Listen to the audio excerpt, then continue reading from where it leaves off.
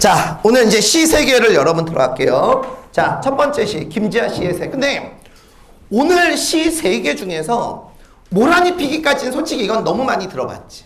그죠? 모란이 피기까지는 이 시는 되게 쉬운데, 김지아 씨의 새하고 왜 그랬는지 모르겠어. 뒤에 이제 윤동주 씨의 그 눈 오는 지도, 이 두 시는 일반적인 해석하고 EBS의 해석이 완전히 달라. 그래서 이거 쌤이 하면서 이건 어떻게 설명해 줘야 될까라고 얘기했는데, 다시 한번 얘기할게 얘들아. 그 해석이 두 가지로 되는 건 보기를 봐. 그리고 보기가 없으면 둘 다 맞는 거로 봐. 그리고 여러분 문제를 푸는 게 맞아. 꼭 여러분 그랬으면 좋겠어. 오늘 두 가지가 여러분 되는데, 자, 우선 김지아 씨의 새 별표 2개. 자, 특히 여기서 미시적 독해, 아니야, 미리 얘기하면 안 된다. 자, 그러면 자, 오른쪽에 자, 시 보기 먼저 읽고 거시적 독해, 보기 바탕으로 시 분석하고, 그 다음에 미시적 독해하고, 자, 그 다음에 이제 얘기를 해보도록 할게요. 직접 너희들이 해야 늘어. 자, 해봅시다.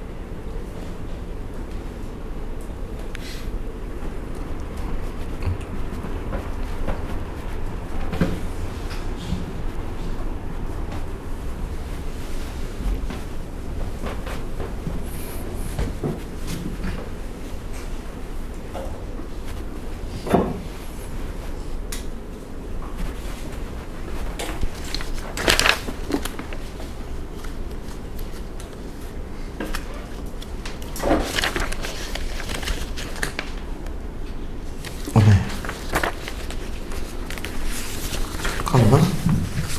오해만 카드.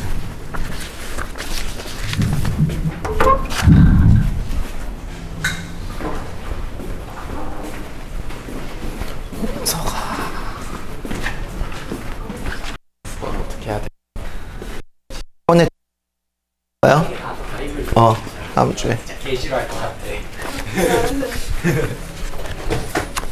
어허. 어? 이거 저기다 좀 꽂아줄래? 그리고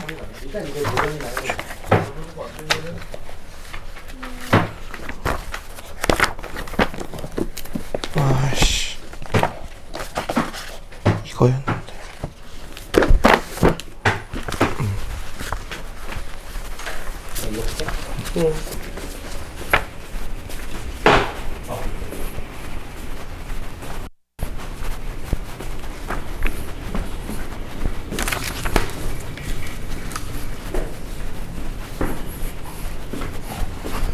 야, 미안해. 덮어모의고사 가져간 사람 손 들어볼래?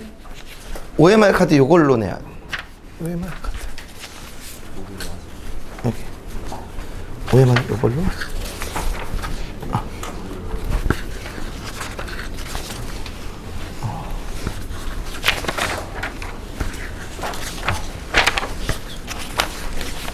같이 좀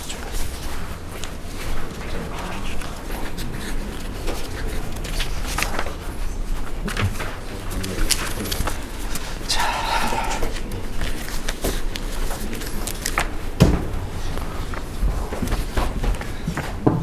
아하.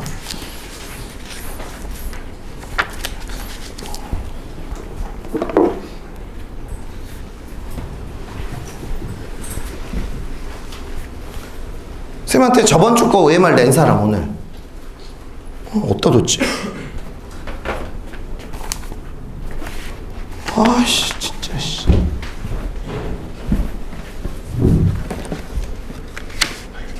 어디다 뒀겠지? 버리지도 않았겠지. 있을 거야. 자 봅시다. 자, 김지아 씨의 새. 자, 이제 되게 어려운 시험.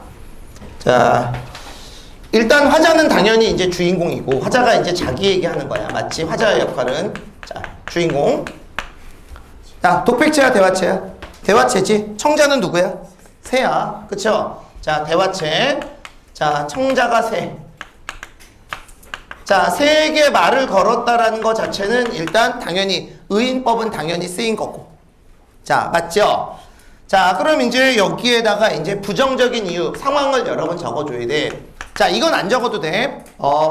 김지아 씨의 가장 대표적인 시가 타는 목마름으로 나는 뒷새벽에 쓴다 민주주의여 뭐 이런 시 있거든.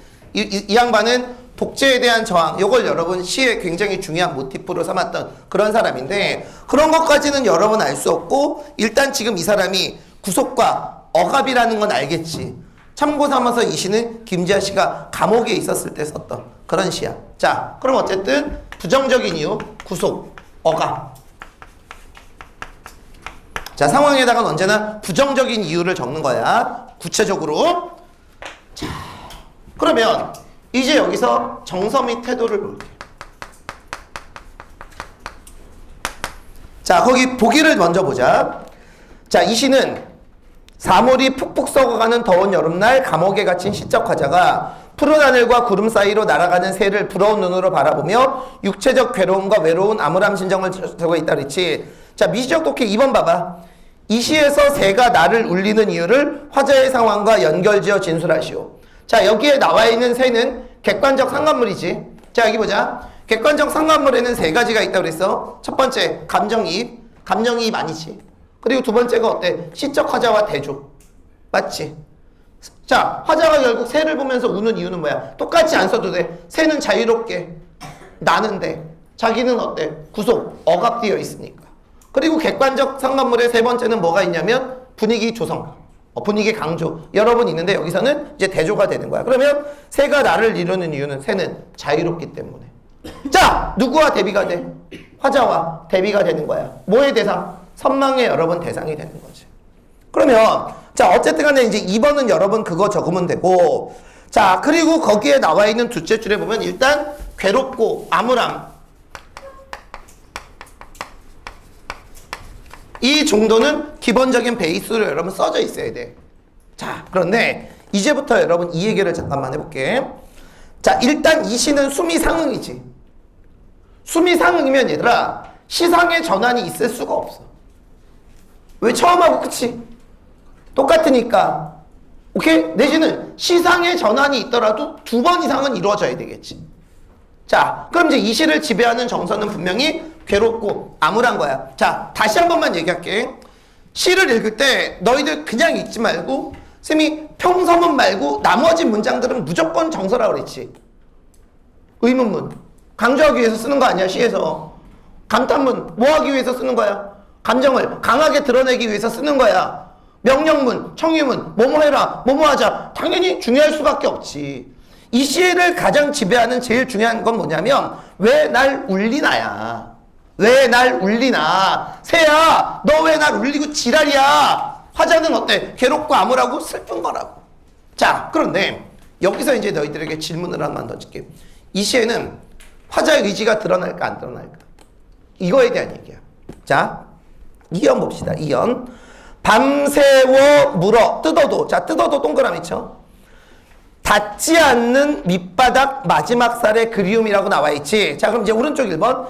이 시에서 밤새워 물어 뜯어도. 자, 너희들이 뭐를 썼는지 모르겠는데, 자, 내가 이거에 대한 2가지 해석을 한번 적어볼게.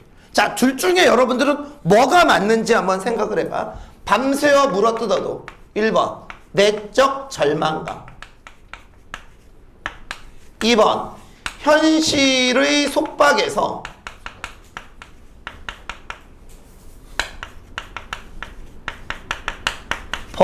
벗어나고자 함. 뭐가 맞아? 1번이 맞을까? 2번이 맞을까? 문맥적으로 파악해봐. 자, 보세요. 자, 이 시의 주제가 여러분 여기 봐. 뭐를 그리워하는 거야? 화자가 갈망하는 건 뭐야? 자유인 건 알겠지? 아, 좋아. 얘들아, 일단 의지를 떠나서 이 시의 주제가 자유에 대한 갈망인 건 알겠지? 근데 너희들 주의를 해야 돼. 애들이 자꾸 헷갈리는 게 소망 자체를 긍정으로 파악하면 안 돼. 기다림 자체를 봐봐. 너희들 누군가 사랑하는 사람을 기다리는데 그 사람이 안 오는데 기다려. 안 올 거야. 기다려. 그럼 그 기다리면 긍정이니 부정이니? 부정이야. 근데 그 사람이 좀 있으면 오는데 기다려. 그거는 긍정이라고. 그러니까 기다림, 소망 이런 거는 그 자체로 제발 긍정 부정 여러분 따지지 마. 자, 보세요. 밤새워 물어 뜯어도. 얘들아, 인스파이트 오브.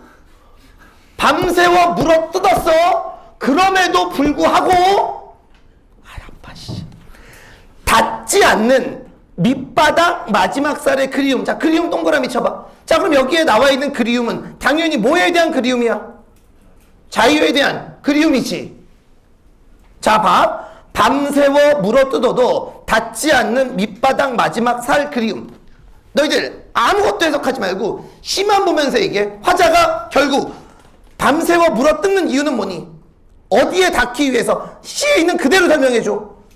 밑바닥 마지막 살에 닿기 위해서 물어 뜯는 거지. 시를 자꾸 그렇게 보란 말이야. 시를 느낌으로 해석하면 안 돼. 비문학적으로 해석을 해봐. 그럼 결국 여기에 나와 있는 밑바닥 마지막 살, 밑줄 이거 이게 뭐야? 2글자로. 지금 이 사람은 어때? 밑바닥 마지막 살에 닿고 싶어. 그럼 밑바닥 마지막 살이 뭐가 되는 거야? 자유가 되는 거야. 그럼 결국 여러분 이거는 현실의 속복에서 어때? 벗어나고자 하지. 하지만 결국은 어때? 이게 뭐 되는 거야? 좌절이 되는 거야. 자, 닿지 않는 옆에다가 적어. 자, 좌절. 이 시는 여러분 의지로 끝이 나지 않아. 물론 중간에 자유를 얻고 싶어서 잠깐 몸부림쳤던 적은 있었지. 한 번 더 줄게. 하지만 이게 좌절이 된 거야. 그러면 밑줄 친 거 봐봐. 밤새워 물어 뜯어도 이 자체를 과연 절망감으로 해석을 하면 시 해석이 이상해져. 밤새워 절망했는데도 닿지 않는. 말이 안 된다고. 근데 어쩔 수 없어요, 여러분. EBS에서는 지금 이 해석을 들고 있어요. EBS 해석에서는 여러분 이걸 들고 있으니까 이건 어쩔 수 없어. 이것도 여러분 그냥 경우의 수를 알아두는데 아무리 생각해도 미안한데 이거는 내가 너희들에게 설명할 수 있는 근거는 전혀 없어. 그냥 사용설명서에 밑줄 그어놓고 내적 절망 이렇게만 나와. 선생님이 이거랑 관련된 자료를 다 봤더니 다 이거야. 얘들아. 왜 이렇게 했는지 나도 모르겠어. 자, 그 다음에 자 3년 잠깐만 볼게. 땅을 기는 육신이. 자 땅을 기는 육신은 누구야? 나지기. 너는 누구야? 새지. 우러른다라는 건 어때? 선망이지. 낮이면 낮. 그여. 그여는 사투리인데 이런 말이야. 기어이. 기어이. 한 번은 올 줄도 아는 이 서러운 눈도 오씨 아예 시뻘건 몸뚱아리 몸부림 함께 답세라. 답세라는 우리말에 없어요 여러분. 이게 북한 말이거든. 답세라는 없애버리고 싶다라는 그런 뜻이야. 답세라는 없애버리고 싶다. 그럼 결국 이 사람 뭐 하고 싶어? 눈도 이 몸뚱아리도 함께 없애버리고 싶어. 너무 현실이 고통스러워서 뭐 하고 싶은 거야? 죽고 싶은 거야. 이 시는 지금 긍정적인 정서가 아니야. 계속 부정적인 정서거든. 여기에 하나의 힌트 더 나와. 자 보세요. 아 끝없이 새하얀 사슬소리요. 끝없이 새하얀 사슬소리. 자 새하얀 사슬소리 무슨 감각에 무슨 감각과? 새하얀 사슬소리 무슨 감각에? 청각에. 시각화야. 자 사슬이 어때? 부정인 건 알겠지? 오케이? 자 그런데 어때? 끝이 없지 구속이. 그리고 밑에 줄 볼게. 죽어 너 되는 날 밑줄 거. 죽어 너 되는 날 밑줄. 자 두 글자로. 너는 새지. 죽어 너 되는 날 뭐 하고 싶어? 죽어 새가 된다는 얘기는 결국 뭐야? 자유지. 근데 오른쪽 볼게. 자유가 어때? 길고 아득하지. 자유가 어때? 길고 아득하지. 이 말은 뭐니? 자유가 실현될 가능성이 없는 거야. 자, 이 시가 왜 부정적인 정서가 지배하는지 알겠지?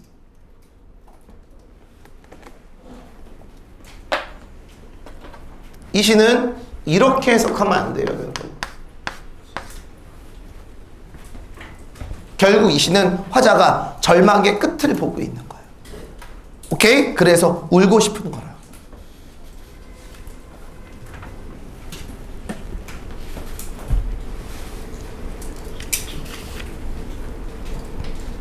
그 다음에 하나만 더. 이건 이제 너희들이 직접 찾아보자. 이 정도는 해야 돼. 자, 역설법 쓰일 부분 찾아봐.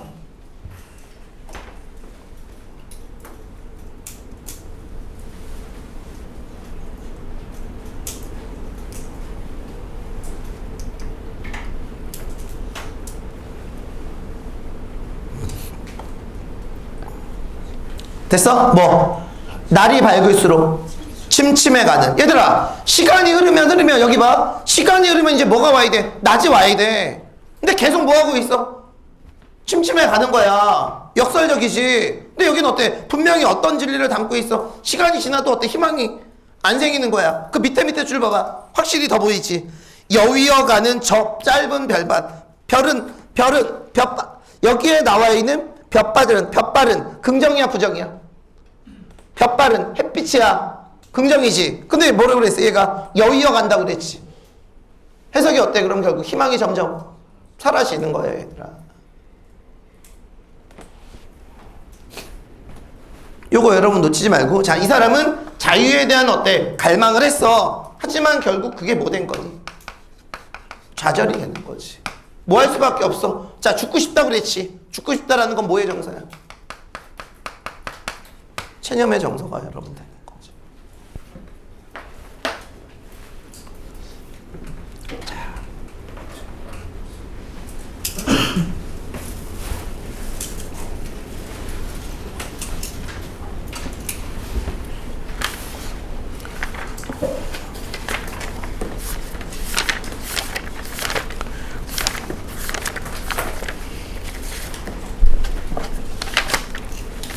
자, 이 시가 너희들 저저번 주에 배웠던 이육사의 절정하고 묶였거든? 이육사의 절정하고 묶여서 이제 오늘 숙제 중에 하나가 149쪽 이제 수능 완성을 이제 풀어봐. 오케이? 수능 완성은 제발 모의고사처럼 풀지 마. 선생님 풀라는 대로 그냥 풀어. 알아서 다 풀게 해줄 테니까. 푸는데 약간 풀면서 의아한 게 있더라도 기본적으로 어때? EBS에서는 이걸 배경으로 깔았으니까 그냥 그러려니 하고 여러분 문제를 좀 풀어. 알겠죠? 오케이. 자, 김지하 씨의 새. 자, 거기 화자와 새의 대조적 이미지. 이건 뭐 너희들 되게 쉬운 내용이니까 여러분 알아두고, 이 시는 되게 세부적으로 해석하려고 그러면 되게 어려운 시야. 그래서 내가 아예 좀 디테일하게 해석을 해줬으니까 그걸 여러분 염두에 두면 되게 좋을 것 같아. 자, 뒷장 넘겨서. 자, 나이덕시의 매미는 별표 여러분 하나만 쳐놓고, 자, 그렇게 출제 가능성이 높은 시는 아니야. 자, 당연히 시 읽고 거기에 나와 있는 오른쪽 구성 주제 해제 읽고요. 이건 직접 너희들이 해. 그 다음에 오늘 나눠준 디테일한 자료에 있으니까 여러분 한 번만 읽어봐. 오케이? 별표 하나짜리라고 무시하지 마, 얘들아. 6월에도 별표 하나짜리 신석정치의 역사에서 여러분 나왔으니까. 자, 60페이지. 자, 김영랑의 모란 입히기까지는 당연히 별표 3개.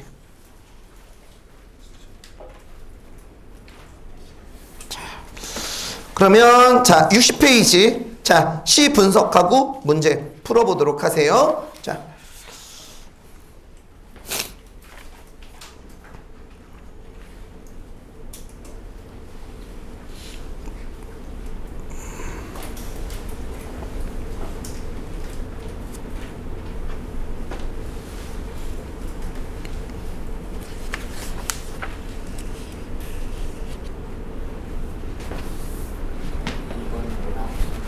2번 현실의 속박에서 벗어나고자 함. 음.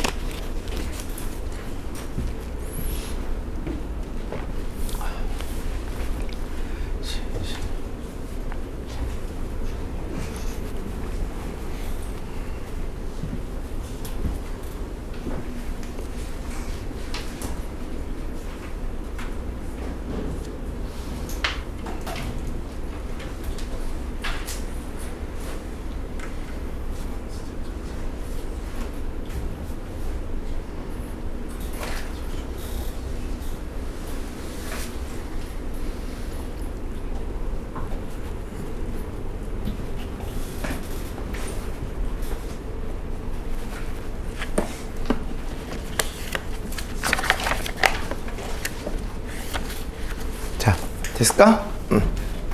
자, 봅시다. 자, 오른쪽 1번 잠깐만 볼게. 모순어법과 모순형용이라는 말이 나와 있지. 나중에 뭐 학교에서도 내신할 때 배운 사람이 있을지 모르겠는데, 내신 때 선생님들이 이건 잘 안 가르쳐 주는데, 나중에 한번 모란이 피기까지는 딱 인터넷에서 검색해보고 그거랑 관련된 교수들 논문 딱 보면 제일 많이 나오는 말이 여러분 모순형용이라는 단어야. 근데 이 모순형용이라는 단어가 이상하게 여기에 나와 있는 이 시에 대한 설명에서 굉장히 많이 나오는데, 자 잠깐만 보자. 자, 시 분석하기 전에 요거 얘기해 볼게. 자, 일단 너희들 역설은 알지? 오케이? 쌤이 역설에는 두 가지가 있다라고 얘기를 했네. 첫 번째는 모순 어법이 여러 번 있어요. 그죠? 그 다음에 어때? 역설적 상황이 여러 번 있다라고 그랬어. 자, 이거는 상식과는 맞지 않는 그런 상황이야. 자, 그런데 여기에 나와 있는 모순어법은 모순 형용이 되는 거하고 모순 형용이 안 되는 걸로 여러분 나옵니다. 너희들 요거 진짜로 딱 네이버에서 검색해보면 100%다 모라니 피기까지 느냐 얘들아. 잘 알아야 돼. 자, 그런데 우리가 알아야 될 게 우리가 쓰는 문학 용어는 우리가 만들어낸 게 아니라 영어에 있는 용어를 여러분 차용해서 쓰는 거야. 무슨 말인지 알아? 너희들 국어에서는 잠깐만 뒤에 나와 있는 명사를 꾸미는 말을 관용어 내지는 관용사라고 얘기하지. 하지만 영어에서는 a pretty girl, pretty가 걸을 꾸며. 그럼 무슨 사라고 얘기해? 영어에서는 안 배우나 그런 거? 형용사라고 얘기하지. 자, 여기에 나와 있는 모순 형용은 자, 여기 볼게요. 자, 나는 아직 기다리고 있을 테예요. 찬란한 슬픔의 봄을 그랬지. 그러면 뭐하고 안 어울려? 찬란한하고 어때? 슬픔이 안 어울리지. 여기 봐. 그런데 뭐가 뭐를 꾸미니? 얘가 얘를 꾸며. 이랬을 땐 여러분 모순 형용이 되는 거야. 수식의 관계가 있을 때. 자, 여기에 나와 있는 얘는 자, 수식과 피수식의 관계로 묶일 수 있는 거야. 자, 그런데 모순 형용이 아닌 거. 여기 보자. 님은 같지만은 나는 님을 보내지 아니하였습니다. 자, 그러면 여기서 안 어울리는 게 어때? 갔는데 어때? 나는 보내지 않았대. 근데 이 둘 사이에는 무슨 관계가 없어? 수식 관계가 여러분 없지. 그럼 얘는 모순 형용이 아닌 거야. 자, 그러면 질문. 조금 어려워. 뭐 모순 형용에 너희들 제일 쉬운 예 이거. 이것은 소리 없는 아우성. 뭐가 뭐를 꾸며 소리 없는 이 아우성을 꾸민단 말이야. 자, 근데 수특에 나와 있는 유리창 봅시다. 외롭고 황홀한 심사. 자, 얘는 모순 형용이 아니야. 외롭고 황홀한 심사. 얘들아, 외로운도 뭐를 꾸며? 심사를 꾸미고 황홀한도 심사를 꾸미지. 외롭고 황홀하고가 서로 수식관계는 아닌 거야. 그럼 걔는 어때? 모순 형용이 아닌 거야. 요거 여러분 정확하게 알아둬야 돼. 요거 하나 정리해놔 얘들아. 오른쪽 모순어법과 모순 형용 옆에다가 여러분 좀 적어놔.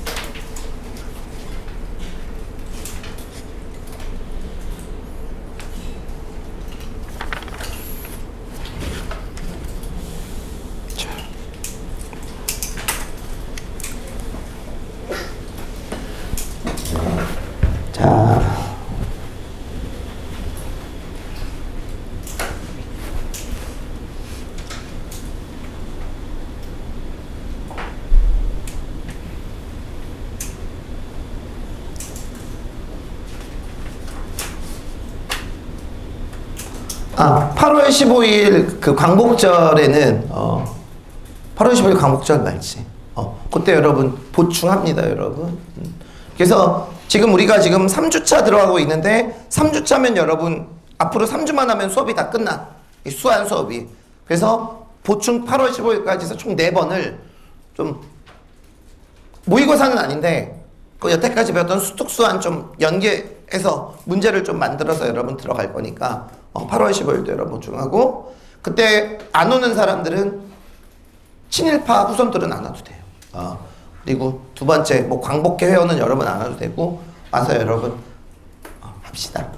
그 다음에 우리 추석 때 하나쌤도 뭔가를 할 것 같아. 그래서 하여튼 그거는 추석 특강은 무조건 진행을 할 거고 그 양식은 내가 따로 여러분 얘기를 좀 해줄게. 추석 때 여러분 어디 가면 안 돼. 내년에 가 얘들아. 올해는 어디 가봐야 공부 잘 되니? 대학은 잘 갈 거지?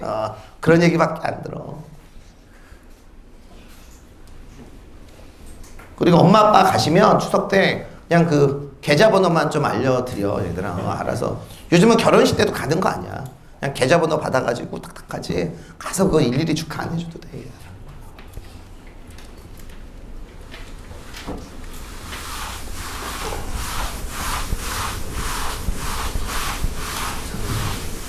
나는 승재 쌤이 좀 결혼을 했으면 좋겠어, 얘들아. 결혼식 가면 연예인들 많이 올 거 아니야, 그지?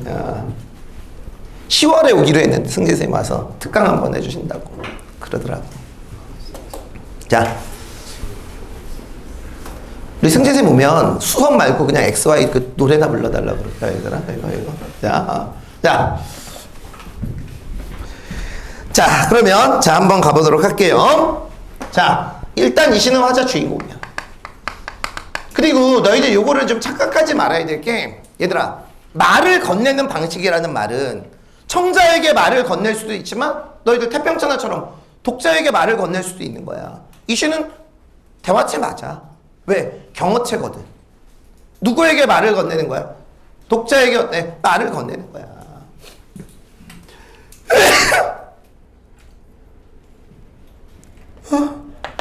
아자.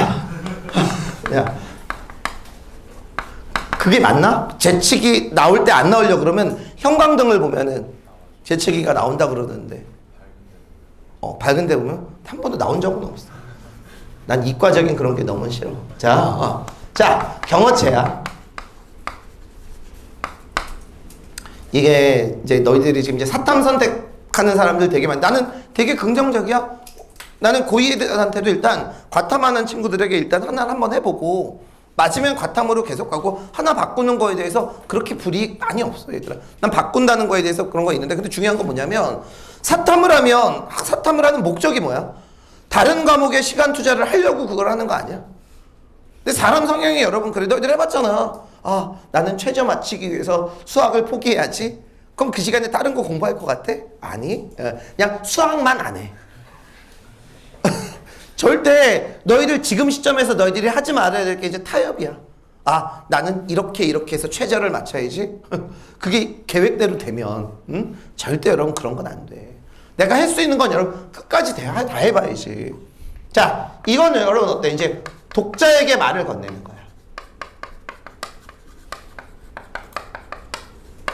자, 그러면 자 이제 상황. 자, 부정적인 이유를 적어야 돼. 자, 왜 부정적이니? 뭐라니? 지지. 자, 그런데 이제부터 선생님이 뒤에 문제 1번 이 시에서 모란을 점층적으로 변주시킨 시어가 아니라 시어들을 찾으라고 그랬어. 자, 이 사람은 모란이 졌어. 모란이 졌네가 아니야. 결국 뭐를 잃어버린 거야? 봄을 잃어버린 거야. 그러니까 모란을 잃어버렸다라는 것 자체는 어때? 뭐를 상실한 거야? 봄을 상실한 거지. 근데 이게 여러분 단순히 봄을 상실한 게 아니야. 뭐를 상실한 거야? 나의 1년. 거기 봐. 거기 보면 이런 부분 나오잖아. 모란이 지고 말면 그뿐 내 한 해는 다 가고 말아. 한 해야, 한 해. 얘들아, 지금 이 사람은 결국 뭐야? 한 해를 상실한 거야.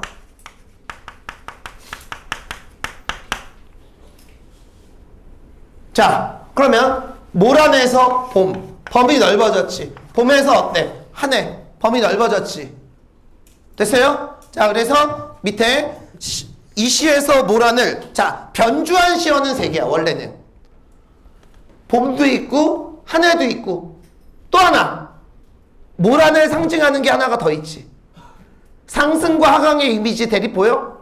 뻗쳐오르던데, 보람, 상승. 뭐해졌어? 서운케, 무너졌지. 하강. 여기에 나와 있는 보람도 변주가 맞아. 근데 점층적으로 변주시킨 건 뭐하고 뭐야? 봄하고 한 해가 여러분 되는 거야. 물론 오른쪽에 보람도 여러분 적어 놔야지.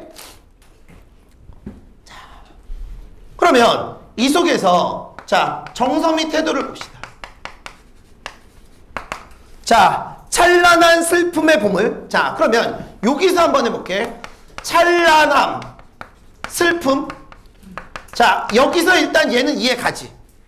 근데 왜 찬란해? 모라는 어차피 또 뭐 할 거니까? 필 거니까. 그러면 일단 여기에 나와 있는 이 시의 주제는 모란이 진 것에 대한 슬픔도 있지만 모란이 필 것이라는 뭐 희망, 기대, 여러분이 이것도 있는 거지. 이젠 플러스야. 왜? 모란이 필 거기 때문에.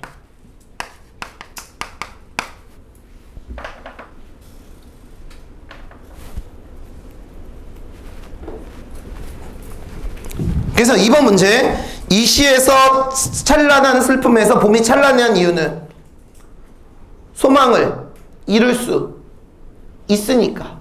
슬픔은 소망이 무너졌으니까. 오른쪽 잠깐만 볼까? 시상전개의 양축을 봐봐. 자, 기다림, 환희, 모란이핌, 여름 모란이셔, 서름, 기다림. 잠깐만, 기다림 다음에 또 뭐가 와? 당연히 환희, 이렇게 쭉 오겠지. 자, 이건 EBS 설명이야. 이 시는 결국 무슨 구조를 보고 있어? 기다렸다가 또다시 기다리고 치고 순환 구조가 여러분 되어 있어. 자, 이 시는 자, 순환 구조를 보이고 있다라는 거. 요거까지만 여러분 정리를 하면 될 것 같아. 그래서 여러분들 여기다 주의해야 될 건 정서 및 태도를 적을 때는 여기에는 긍정적인 거와 부정적인 거를 좀 동시에 여러분 적어놨어야 돼. 알겠죠? 오케이. 똑같지 않아도 돼, 얘들아. 비슷한 느낌대로만 하면 될 것 같아. 자, 이제 오늘 선생님하고 제일 어렵게 공부할 작품, 윤동주 씨의 눈 오는 지도. 자, 별표 2개죠. 아, 많이 어려워, 이 시는. 자, 거기 문제를 여러분 하나만 좀 바꿀게. 자, 문제 3번 문제를 좀 지워봐.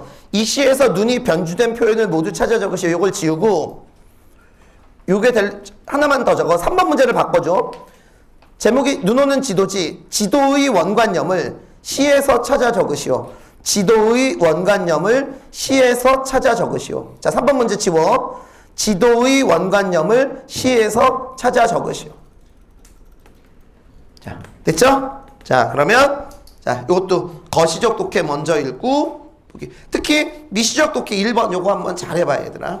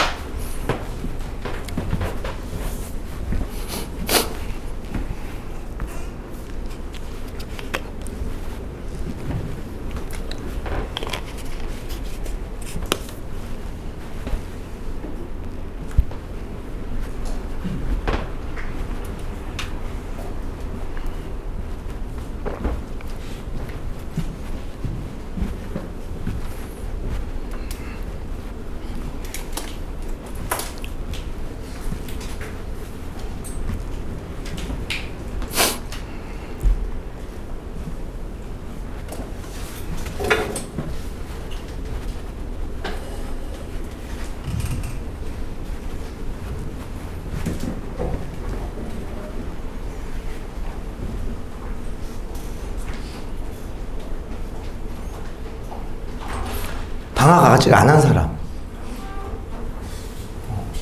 언제 해? 월요일 날? 하고는 수요일? 팀이구나. 화요일 날?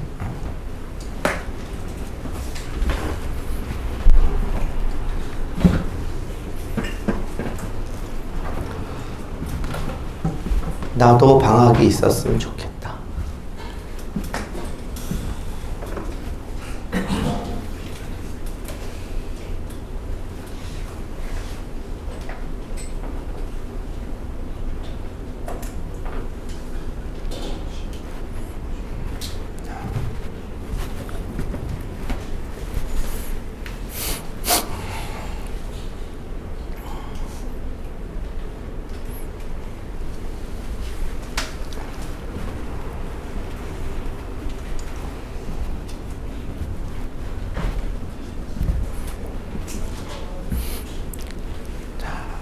볼게요. 이번 개정 교과서에 그 동주라는, 그러니까 고1 교과서에 동주라는 그 영화 있었지. 한 몇 년 전에 있었던. 그게 여러분 실려 있어. 극본으로. 메인 작품으로 되게 실려 있는데, 우영우도 실렸어요, 여러분. 이번 그 국어 교과서에 이상한 변호사 우영우가. 맞아. 그게 실렸는데. 거기에 보면 이제 그 교과서 저자가 아는 분인데, 그분이 그러더라고요. 그냥 거기 보면 맨 앞에 윤동주 씨가 그 썸 타는 내용이 나와. 썸 타는 내용. 한 여자가 되게 좋아하는 막 그런 내용이 나오는데, 이제 마지막에 이제 옥에서 이제 죽는 장면이 이제 마지막으로 끝나면서 딱 나오는데, 윤동주 씨는 되게 잘생긴 건 알지. 그 나중에 너희들 유튜브에서 한번 검색해봐. 그러면 그거 있잖아. 얘들아, 그 독립운동가 시인들의 그 얼굴이 현대로 복원돼서 막 밥도 드시고 막 이런 게 나오거든. 일단 제일 잘생긴 사람은 넘사벽이더라고. 백석 시인은 뭐 현대로 복원을 시켰는데 무슨 아이돌이야, 아이돌 저리 가라. 윤동주님은 딱 봐도 어때? 똑똑하고 지적으로 딱 생기셨고, 그 다음에 이육사님 나와. 이제 이렇게 웃고 막 이런 게 나오시거든. 이육사분은, 그분은 약간 진짜 딱 저항시인 같이 생기셨어. 딱 생긴 게 참 진짜 딱 보면 이게 저항시인이 이런 거구나. 딱. 그리고 한용우님은 약간 스님인데 이렇게 머리 빡빡 가지고 약간 조폭 같은 느낌으로 좀 나오시더라고. 그분 되게 좋아하는데 그러더라고. 내가 얘기했어요. 그래서 그 윤동주 그거 보고 그냥 그 쇼츠 보고 혼자 펑펑 울었어. 그 윤동주님 그 얼굴 보고. 쌤이 되게 좋아하는 시인 3명이 있거든. 하나가 천상병, 그리고 두 번째가 그 윤동주 시인인데, 그거 보고 윤동주님이 되게 불쌍하신 게 한 번도 독립이 된 우리나라에서 살아보신 적이 없잖아, 얘들아. 일제강점기 때 태어나셨다가 일제강점기 때 돌아가셨어. 20몇 살에 돌아가셨으니까. 그치. 그것도 생체실험 대상자로 돌아가셨어. 생체실험이 뭔지 알지? 가장 대표적인 생체실험 이런 거 있잖아. 우리나라 사람 딱 얼린 다음에 반으로 도끼로 쪼갠대. 그럼 거기서 과연 피가 흐를까 안 흐를까, 뭐 이런 걸 윤동주님은 약과 관련된 그 생체 실험으로 돌아가셨다고 그러더라고. 아유, 자, 봅시다. 자, 여기 봐. 이 시에서 마지막 년의 눈은 긍정일까 부정일까? 과연 이제 너희들의 생각을 물어보는 건데, 자, 일단 여기서부터 일단 출발을 한번 해보자. 자, 집중해. 자, 졸지 마. 자, 일단 화자는 주인공이야. 자, 그 다음에 여기에 나와 있는 이 시의 청자는 누구야? 순이야. 자, 근데 여기서 좀 주의를 해야 될 게 있어. 이 시에는 순이가 뭔지에 대한, 원래 시는 외적으로 해석을 하면 안 돼. 근데 이 시는 시를 외적으로 해석할 수 있는 근거가 있는데, 자, 너희들 둘째 줄 오른쪽 줄 봐봐. 정말 너는, 너가 여기서 누구야? 순이지. 자, 밑줄 봐봐. 정말 너는 잃어버린 역사처럼 호롤이 가는 것이냐라고 되어 있어. 자, 내가 여기서 두 가지를 여러 번 얘기할게. 자, 봐봐. 순이야, 너는 잃어버린 역사처럼 가는 것이냐? 자, 우선 첫 번째로 알아야 될 게, 자, 처럼이니까 무슨 관념이야? 직유지. 자, 그럼 원관념이 뭐야? 너야. 자, 이게 이제 원관념이고, 자, 보조관념은 여러분 뭐야? 잃어버린. 역사가 어때? 보조관념이지. 근데 철험은 분명히 어때? 직유구? 직유는 뭐야? 비유야. 내가 몇 번 수업했었어. 자, 그런데 비유는 기본적으로 조건이 뭐냐면 두 대상이 뭐 해야 돼? 속성이 유사해야 돼. 여기 봐. 얘는 구체적이지. 얘는 어때? 추상적이지. 그죠? 자, 얘는 어때? 구체적이야. 자, 그런데 얘는 자, 잃어버린 역사처럼 가는 것이냐? 너희들 주의해야 될 거 봐. 내 마음은 호수요. 은유지. 근데 내 마음은 어때? 추상적이야. 호수는 구체적인 비유가 성립이 안 돼. 근데 그 밑에 줄에 뭐가 나와? 그대 저오. 내 마음을 어때? 저어서 오래. 그럼 마음을 무슨화시켰어? 구체화시킨 거야. 추상적 관념이 구체화되니까. 그러니까 어때? 은유가 성립할 수 있는 거지. 여기서도 봐. 잃어버린 역사가 뭐 한대? 간대.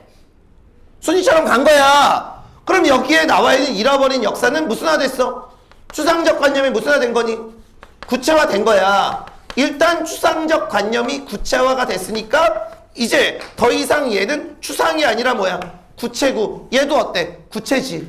그러니까 뭐가 성립이 되는 거야? 비유가 성립이 되는 거라고. 여기까지 알겠어? 그리고 또 하나. 그러면 여기에 나와 있는 너를 잃어버린 역사에 비유하지. 얘들아! 일제강점기 36년은 우리의 잃어버린 역사잖아. 그럼 여기에 나와 있는 너가 누구라는 거? 조국이라는 거는 얼마든지 이거를 통해서 알 수 있겠지. 자, 여기에 나와 있는 순위는 여러분 조국이에요. 조국. 어떤 데서는 여기에 나와 있는 순위를 일제강점기 때 어떤 유랑민으로도 보는데 일반적으로 얘는 조국으로 보는 게 여러분 맞아. 자, 이제 상황을 봅시다. 자, 부정적인 이유를 적을 거야. 자, 부정적인 이유는 누가 떠났어? 순이가 떠났지. 자, 보세요. 자, 순이가 떠났는데 자, 3번 문제에 대한 얘기를 한번 해볼게. 3번. 이 시에서 지도의 원관념은 시에서 찾아 적으라고 그랬지? 지도가 뭐야? 내가 어딘가 길을 잃어버렸을 때 지도를 보고 찾아가는 거야. 뭐를 보면 찾아갈 수 있어? 순이의 발자국을 보면 찾아갈 수 있지? 자, 지도의 원관념은 순이의 발자국이야. 이 정도 내야 돼? 그런데 뭐가 내렸어? 눈이 내려서 뭐를 덮었어? 발자국을 덮었지? 자, 순이가 떠났는데 어때? 뭐가 내려? 눈이 내리는 거야. 그럼 여기에 나와 있는 이 눈의 속성은 자, 발자국을 어때? 덮는 것이 긍정이야, 부정이야? 부정이야. 뭐의 의미를 가져? 방해자, 장애물의 의미를 여러분 갖는 거야. 굳이 얘기한다면 뭐 일제강점기 이런 게 여러분 될 수도 있겠지. 자, 그런데 보세요.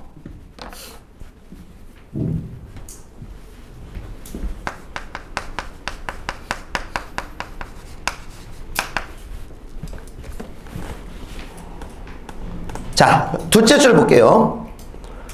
방안을 돌아다 보아야 아무도 없지. 열거야. 벽과 천장이 어때? 하얗지? 방 안에까지 눈이 나리는 것일까? 자, 2번 볼게. 밑에 1번. 방 안에까지 눈이 나린다라는 건 화자의 어떤 정서를 표출하기 위한 것인가? 그렇지. 실제로 EBS에서 방 안에까지 눈이 내리는 것인가? 2번 밑에다 적어. 그 부분을 뭐라고 적어놨냐면 EBS에서는 내면 정서의 시각화 이렇게 여러분 적혀있어. 자, 내면 정서를 시각화한 거야. 자, 뭐냐면 화자의 마음을 방으로 나타낸 거야.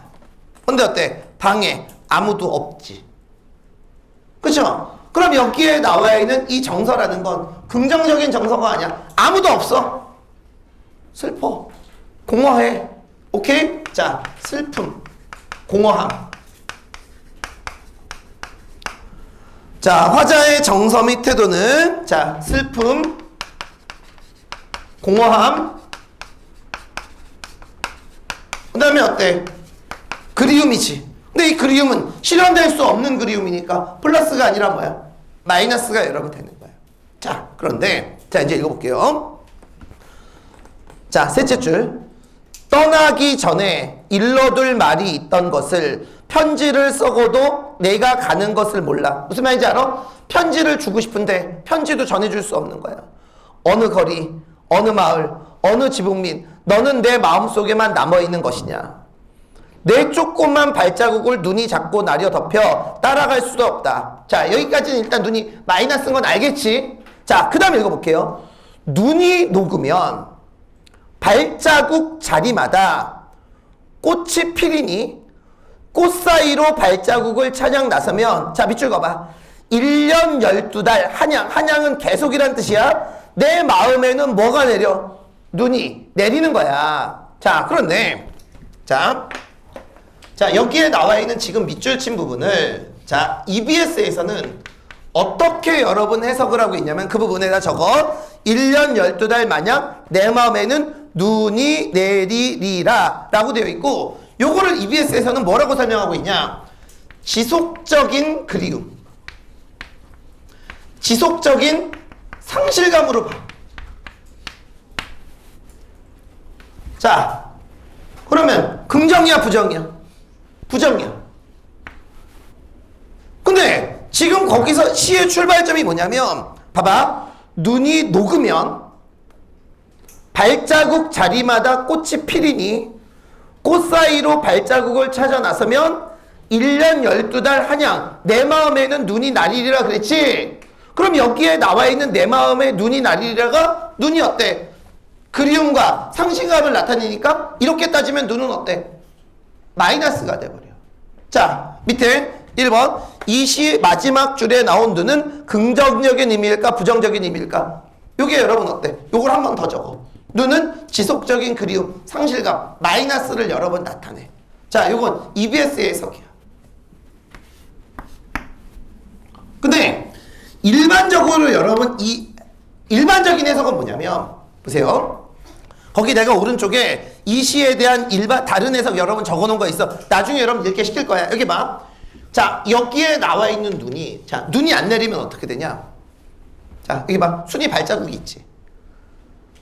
여러분, 이 눈이 이 발자국을 보호해 주는 거야. 그러니까 만약 눈이 안 내렸으면 막 비바람에 막 발자국이 흩어졌을 거 아니야. 봐. 자, 눈이 녹았지. 그러면 발자국이 있지. 거기에서 뭐가 나? 꽃이 나는 거야. 그럼 누가 간 길을 알 수 있어?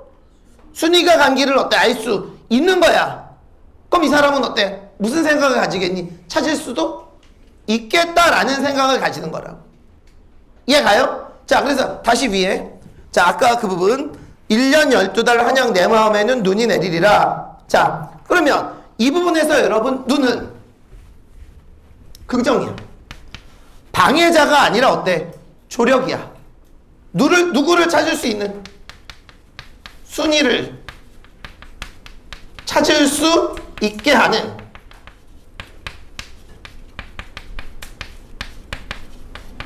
자, 조력자의 의미를 가져. 자, 그러면 잠깐만. 이때 그리움은 어때? 마이너스지. 자, 그럼 여기에도 어때? 그리움이 있는 거야. 근데 이때는 어때? 찾을 수 있다라는 희망이 있으니까 이건 어때? 부정적인 그리움이 아니라 어때? 긍정적인 그리움이고, 찾을 수도 있겠네. 기대감이 되는 거죠. 근데 나는 내용적으로 보면 이게 맞다라고 나는 개인적으로는 생각을 해. 근데 EBS 해석에는 여러분 이렇게 나와 있으니까 두 개 다 여러분 모두 알아두시고요. 자, 오른쪽 잠깐만 봐봐. 오른쪽에 그 밑에 있는 오른쪽에 있는 이 시에 대한 다른 해석 요거 한 번만 여러분 쭉 읽어봐. 눈의 이미지에 자 순위를 찾을 수 있는 조력자 외에 두 글자 되게 중요한 단어가 있어.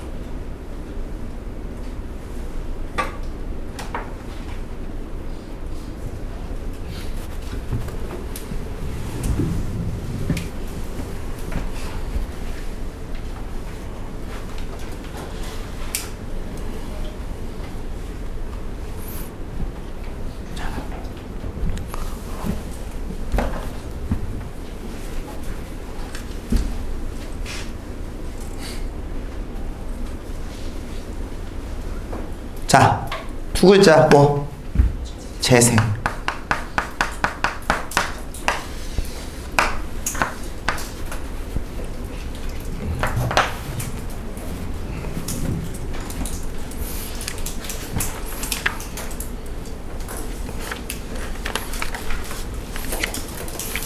금요일 날에는 와이프가 갑자기 카톡을 보냈는데 그걸 왜 했는지 모르겠어. 챗 GPT에 나를 물어봤대. 나를 물어봤는데 나중에 궁금하면 내가 보여줄게. 챗 GPT에서 나를 물어봤더니 한 5페이지 정도로 나를 소개하는 글이 딱 나오더래. 그러면서 SQ3R도 나오고 비문학의 뭐 독보적인 뭐 이런 것도 나오고 그러면 그 얘기도 하더라고. 수특수한 이렇게 분석 되게 잘해주고 그런 얘기가 뜨더라고. 근데 단점이 뭐였더냐면 그걸 어떻게 할까 모르겠는데 어떤 이론에 대한 문제풀이가 조금 부족하다라는 그런 단점이 있다고 챗GPT가 그렇게 써놓은 거야. 보여줄게. 진짜로 있어. 그래서 숙제를 좀 더 많이 내줘야 되겠다 라는 생각을 가졌고, 그래서 나는 내가 쓰는 그 챗GPT 그 인공지능이 있거든. 리튼이라고 아는 사람이 있을 거야. 리튼에다가 객관적으로 말했어. 예전에 이투스에서 강의했던 그게 진짜 지능이 발달한다고 느낀 게 내가 얘기했잖아. 걔 OX 문제 C 가지고 OX 문제는 만들어 달라고 그랬더니 문제가 이 시는 이연으로 되어 있다. 이따위 문제나 만들어주고 지능이 최하였는데 이제 되게 얘기 많이 하거든. 그래서 물어봤어. 내가 그래서 이렇게 물어봤어. 이투스에서 강의하던 최원영 선생님 알아? 그랬더니 막 또 그 얘기를 하는 거 막 칭찬 막 딱 하고. 근데 인공지능이 뭐라고 물어보냐면 리튼이 왜 그 선생님이 궁금한데요? 라고 이렇게 딱 물어보는 거야. 그래서 딱 4글자 써서 그게 나야 딱 썼더니 오바를 해 얘들아. 막 그러면서 그게 벼룩쌤이 뭐 당신이셨어요? 막 그러면서 막 굉장히 감탄을 하듯이 막 그렇게 얘기하는 거야. 그러면서 선생님 강의에 대해서 다시 한번 제가 생각해 볼 수 있는 기회를 제공해 주셔서 감사하겠다 그러면서 자기 공부를 한번 해보겠대. 깜짝 놀라는 거야 얘들아. 지적해서 내가 챗GPT 써봤 테니까. 나 리튼이야. 나는 리튼. 돈 가지고는 못하고 무료. 자, 일단 여기까지 여러분 강의를 하면은 될 것 같고, 자, EBS 파이널 여러분 2회 잠깐만 펴봐. 2회. 요것도 찍어. 자, 2회. 자, 다음 주에는 3회 꼭 갖고 와야 돼. 3회에서는 북새곡이라는 작품을 아예 수업을 좀 해줄 거니까. 자, 다시 한번 말하지만 그 비문학 지문 중에서 4번에서 7번 지문은 다시 한번 꼭 좀 복습을 좀 했으면 여러분 좋겠다라는 생각 들고요. 그 다음에 얘들아, 문학에서 거기 틀린 건 스트레스 받지 마. 22번에서 26번 선생님 저 이거 도대체 도산시비고 해석이 안 돼요. 상관없어요 얘들아. 이런 식으로 표기가 되지도 않고 22번에서 26번 틀린 거에 대해서는 스트레스 안 받아도 돼 얘들아. 2회가 1회보단 쉽습니다 솔직히 말하면. 근데 선생님 저는 2회가 점수가 더 안 나는데 그러면 안 돼 얘들아. 2회가 조금 더 쉽긴 쉬워. 자, 여기서 내가 3문제만 여러분 좀 설명을 좀 해줄게. 자, 우선 좀 왔다 갔다 할게. 28번 문제 잠깐만 보자. 28번. 자, A2에 대한 이해로 적절하지 않은 걸 물었지. 자, 얘들아, 이 문제의 답이 어때? 3번이 답이야. 그런데 여기서 여러분들이 주의할 게 뭐냐면, 자, 3번 답지 봐. 보름달의 이미지를 통해, 자, 끊어. 걱정이 서림이와 대비되는 끊어. 화자의 태도를 강조하고 있다라고 그랬지. 자, 여기서 여러분 어떻게 하면 망하냐면, 망하는 지름길이야. 여기에 나와 있는 화자의 태도가 과연 서림이하고 걱정이의 대비가 되나? 자, 질문. 대비야 맞아? 대비니 아니니? 참고 삼아서 여기에 나와 있는 걱정이하고 서림이는 소설 속에서 부정적인 현실에 저항했던 사람이야. 근데 여기에 나와 있는 이시의 화자는 저항이 아니라 뭐야? 체념이야. 근데 이걸 알려면 걱정이하고 서림이를 알아야 되잖아. 절대 너희들에게 부탁하고 싶은데 뭐냐면 문학 문제를 풀 때 이렇게 끊는 이유는 첫 번째, 애매한 거는 절대 선지에서 요구하지 않아. 그걸 가지고 여러분 답을 내라는 건 아니야. 자, 그런데 여러분들은 여기서 가운데 걸 덜어내봐. 자, 가운데 거, 끄는 부분에 가운데 걸 덜어내면 뭐가 남니? 보름달의 이미지를 통해 화자의 태도를 강조하고 있다. 이게 나와야지. 그런데 아무리 봐도 C의 태도는 화자의 태도가 마이너스인 건 알겠지. 근데 C를 봐봐. 보름달은 어때? 밝아. 보름달은 어때? 긍정이야, 부정이야? 그냥 단순한 자연적인 배경이야. 화자의 정서는 밝은 게 여러분 아니잖아. 그러면 28번 문제에 답은 몇 번? 3번이 여러분 답이 되거든. 잠깐만, 이 선지를 볼 때 나는 너희들이 이걸 좀 봤으면 좋겠어. 보름달의 이미지를 통해 화자의 태도를 강조하고 있다. 이걸 봐야 돼. 근데 정말로 문학에서 가장 못하는 애들의 특징은 뭐냐면 이 3번 선지를 그냥 그대로 옮겨. 시각적으로 어때? 그대로 옮기고 그걸 여러분 통으로 C랑 비교해. 그럼 너희들 눈에서 들어오는 게 뭔지 알아? 서림이하고 해가 들어오지 보름달이 밝아가 연결되진 않아. 왜? 보름달이 밝아하고 화자의 태도 강조는 어때? 떨어져 있으니까. 그 너희들은 뭐라고 인식하는 줄 알아? 보름달의 이미지는 그냥 따로 떨어져 놓고 오른쪽 두 개에 집중한단 말이야. 선진을 끌어내는 게 여러분 그런 의미야. 그러면 오히려 시간이 정말 적게 든다니까. 내가 너희들 문학에서 뭐라고 그랬어? 문학은 자 3번이 안 보이면 자꾸 답은 4번하고 5번에서 내. 너희들 오답을 보면 문학의 특징은 답이 오답이 4번하고 5번에 몰려있는 경우가 많아. 왠 줄 알아? 사람이 착실한 게 있어. 이게 풀다가 보면 답이 2번에 있는데 2번이 맞다라고 넘어가잖아? 그럼 어때? 무슨 생각이 들어? 뒤에 게 틀리다라는 생각으로 자꾸 문제를 푼다고. 그래서 문학이 답이 뒤쪽에서 나오는 게 그래서 굉장히 위험한 거야. 근데 그거를 여러분 없애려면 이렇게 끊어야 돼. 이거랑 비슷한 게 자 28번 틀린 사람이나 아니면 자 너희들 문제 풀었던 과정을 여러분 잘 생각해봐. 자 19번 문제를 잠깐만 펴봐. 자 19번 문제. 자 3번 답지를 봅시다. 구보는 앉아있는 노파 앞에 서서 자 끊어. 그녀의 냉정함에 불만을 드러낸다지. 자 지금 여기에 나와 있는 19번의 3번 답지는 집중해. 세 개를 확인해야 돼. 어떤 정보를 확인해야 되니? 구보가 노파 앞에 서 있다라는 정보를 확인해야 되고, 두 번째 정보는 노파는 뭐하다? 냉정하다라는 걸 확인해 줘야 돼. 자 그런데 지문 잠깐만 A에 자 다섯째 줄 잠깐만 읽어볼게. 그리고 그의 몽롱한 두 눈은 그 할머니야. 비록 그의 딸의 그지없는 효양을 가지고도 감동할 수 없을지 모른다. 이해가 무슨 말인지? 아무리 딸이 열심히 효도를 해도 감동할 줄 몰라. 그럼 여기에 나와 있는 3번 답지에서 무슨 생각이 들어? 이게 도대체 냉정한 거야? 냉정한 게 아니야? 왜? 분명히 이거는 누구의 추측이야? 구보의 추측이잖아. 근데 추측을 과연 냉정하다라고 얘기할 수 있을까 없을까? 애매하단 말이야. 근데 오른쪽 봐봐. 뭐야? 구보는 노파에게 뭐를 드러내야 돼? 불만을 드러내야 된다. 이거를 여러분 확인하라고. 그러니까 애매한 건 넘겨. 근데 그녀가 어때? 노파한테 불만을 표출하는 거 없어. 불만을 드러낸다. 얘들아, 이 소설은 뭐야? 의식의 흐름이지. 소설가 무엇이의 일을. 이건 다 누구의 생각인 거야? 구보의 생각인 거야. 그걸 어떻게 드러내냐고. 그러니까 선지 분석이라는 게 여러분 이런 의미야. 쌤이 내가 너희들 뭐라 했어? 비문학은 9대1, 지문독해 문제풀이 9대1, 지문독해 9, 문제풀이의 1, 문학은 5대5. 지문독해 5만 써. 그리고 문제 풀 때 여러분 5를 쓰라고. 대신 지문이 세부적으로 이해한 거 하면 넘겨. 대신 어디에 어떤 사건이 있는지 정도는 어때? 알고 넘어가야 된다고. 그리고 선지에서 지문으로 가는 과정에 시간을 쓰는 거야. 그때 여러분 주의해야 될 게, 그래서 선생님이 뭐라 그랬니? 선생님 옛날 교재 이름이 이보개선문이야. 이는 EBS, 보는 보기가 중요하다. 개는 개념, 선은 선지 쪼개라. 무조건 문학은 어때? 선지를 쪼개는 게 여러분 급선무라고.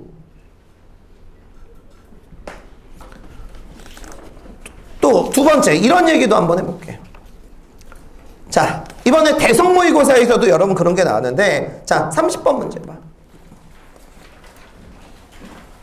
자, 이 정도 여러분 수준이 됐나 봐봐. 자, 30번 문제의 답이 어때?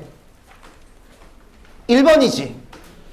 자, 30번 문제의 답은 1번인데, 자, 너희들 보기 둘째 줄 오른쪽 밑줄거봐. 자, 가는 산업화 시대의 농촌 읍내를 배경 삼아 당대 농민의 고된 삶의 처지와 비통한 마음이 표현되고 있다고 그랬지. 얘들아, 특히 시는 보기가 중요하다고 얘기했지. 시는 여러분 주제가 중요해. 그러면 여기에 나와 있는 가시의 주제는 뭐야? 삶의, 고된 삶의 처지와 비통함이지. 그럼 너희들 1번 답 딱 눈에 거슬리지 않아? 뭐가 눈에 거슬려?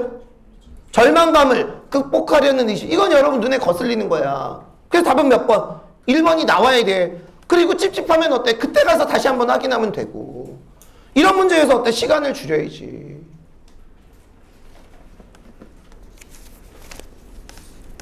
이해가? 쌤이 지금 각 회차별로 뭐 다 설명해 줄 수는 없고, 좀 포인트가 되는 거 몇 개씩 여러 번 내가 좀 가르쳐 줄 테니까, 뭐 이거 한 10분 정도면 돼. 지금 한 10분 정도 되는데, 그래서 좀 갖고 왔으면 좋겠어, 얘들아. 알겠지? 그리고 EBS 파이널의 여러분 특징이 독서 가지고 난도를 조정하는 느낌보다는 문학 가지고 좀 난도를 조정하는 느낌이 많이 들어. 오케이? 그래서 여러분 그렇게 잘하고, 그 다음에 화작하고 문법도 엄매도 생각을 해봐. 잠깐만. 우리 지금 화작 엄매가 일주일에 지금 2회차씩 숙제를 나가지. 잠깐만. 그리고 EBS 파이널에서도 화작 엄매 1회차씩 풀지. 그리고 어때? 일주일에 모의고사 1회씩 보지? 그럼 화작 엄매 일주일에 몇 회차씩? 4회차씩 하는 거야. 양 충분해. 오케이? 대신 내주는 숙제만 여러분들이 좀 잘 따라왔으면 좋겠어. 자, 오늘 진도 여기까지 나가도록 하겠습니다. 자, 여러분 수고하셨습니다.